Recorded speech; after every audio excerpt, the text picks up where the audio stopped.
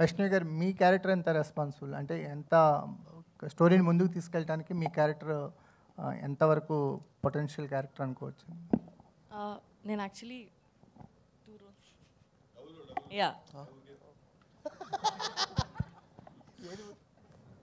Double role play చేస్తున్నాను. అలా అవ్వడానికి ఒక కారణం ఉంటుంది, అంటే 2 రోల్స్ ప్లే చేయడానికి ఒక మెయిన్ రీజన్స్ ఉంటుంది. ఆ రీజన్ చాలా ఎంటర్టైనింగ్గా, చాలా ఇంట్రెస్టింగ్గా ఉంటుంది. అదే మొత్తం సినిమాలో ఎక్కువ స్పేస్ అండ్ ఇంట్రెస్టింగ్గా ఉంటుంది. వైష్ణవి గారు, నేను వెంకట్ ఇంటికి అండి. బేబీ తర్వాత మీరు నెక్స్ట్ మూవీ చేశారు, అది అంత సక్సెస్ కాలేదు. సో దీనిపైన ఎలాంటి కేర్ తీసుకున్నారు? అంటే ఒక హీరోయిన్కి నెక్స్ట్ ఒక ఫ్లాప్ పడ్డదంటే మళ్ళీ అవకాశాలు రావడం చాలా కష్టం కదా. సో దీన్ని ఎలా చూస్ చేసుకున్నారు? సార్, అంటే సినిమా సక్సెస్ కాకపోవడం అది అంటే నేను అంత ఆలోచించే మెచ్యూరిటీ అంటే ఎక్స్పీరియన్స్ లేదు సార్ ఇంకా నాకు. బేబీలో నేను క్యారెక్టర్ వరకు చూశాను, ఆ సెకండ్ సినిమాలో కూడా క్యారెక్టర్ వరకు చూశాను. అది నాకు చాలా ఇంట్రెస్టింగ్గా, చాలా స్కోప్ ఉన్నట్టుగా అనిపించింది. ఇందులో కూడా నేను అదే చూశాను, నా క్యారెక్టర్ చాలా ఇంట్రెస్టింగ్గా, చాలా స్కోప్ ఉంది అండ్ పర్ఫామ్ చేయడానికి నాకు చాలా ఎక్సైటింగ్ అనిపించింది. సో నేను మోస్ట్లీ క్యారెక్టర్ పైనే నేను సెట్ అవుతానా, నన్ను నేను చూసుకోగలుగుతానా అండ్ నేను బాగా చేయగలుగుతాను అన్న దానిపైనే ఫోకస్ సార్. బేబీ ప్రొడక్షన్స్లోనే మళ్ళీ మీరు ఆనంద్ గారికి సినిమా అన్నారు, కానీ మళ్ళీ ఇంతవరకు ఏం అప్డేట్ లేదు, ఏంటి అది? అన్ఫార్చునేట్లీ అది ముందుకు వెళ్ళలేదు సార్. బట్ మేబీ ఫ్యూచర్లో ఇంకా ఏదైనా వస్తే I'm looking forward to do. I've always had a great experience working with them. So అంటే ఎస్కేఎన్ గారితో అంటే ఆ ప్రొడక్షన్తో అయితే మీకైతే ఇబ్బంది లేదు కదా?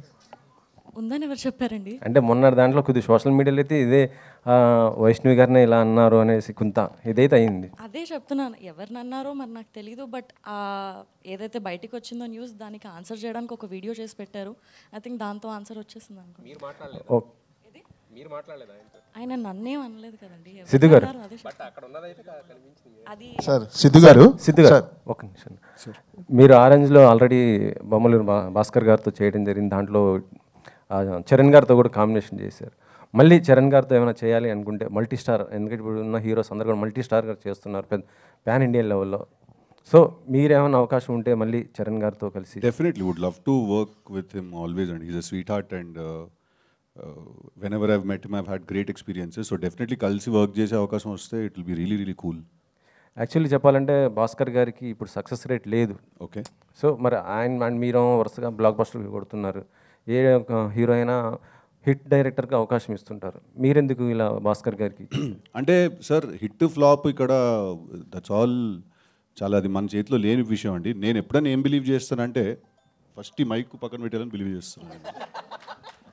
నేను ఏం బిలీవ్ చేస్తానంటే సార్, బేసిక్గా ఒక డైరెక్టర్ ఉండొచ్చు, యాక్టర్ ఉండొచ్చు, ఎవరైనా ఫిల్మ్ మేకర్ ఎవరైనా ఉన్నా కూడా వాళ్ళు హిట్ సినిమాలో తీస్తున్నారా, ఫ్లాప్స్లో ఉన్నారా వాళ్ళు అనే దానికంటే ఎక్కువ ఇంపార్టెంట్ వాళ్ళకు ఒక సిగ్నేచర్ ఉందా లేదా అనేది సార్. వాళ్ళకు ఒక యూనిక్ స్టైల్ ఉందా లేదా అని. సో మీరు డెఫినెట్గా మీరు బొమ్మరిల్లు భాస్కర్ గారికి ఒక చాలా స్ట్రాంగ్ సిగ్నేచర్ ఉంది, ఆయనకు ఒక చాలా యూనిక్ వాయిస్ ఉన్నది, ఎవరు డినై చేయలేరు. మీరు బొమ్మరిల్లు తీసుకున్నా, పరుగు తీసుకున్నా, ఒంగోలు గీత తీసుకున్నా కూడా, ఆరెంజ్ తీసుకున్నా కూడా, అప్పుడు మా జూడ్లో మీరు ఇప్పుడు మళ్ళీ ఆరెంజ్ అంటున్నారు. నేను కూడా ఉండే ఆ సినిమాలో లైట్, నేను కూడా బాధపడ్డా. సో మీరు తీసుకుంటే ఆయన ఎప్పుడు ఒక కొత్త కాన్సెప్ట్ చెప్తారు, ఆయన ఎప్పుడు ఒక ఫ్రెష్, అంటే మనం అందరం రోజు లైఫ్లో ఫీల్ అయ్యి చెప్తారు. So hit or flop does not matter sir, if the artist has a signature or not matters అండి. సిద్ధు గారు, బీవీఎస్ గారు సార్,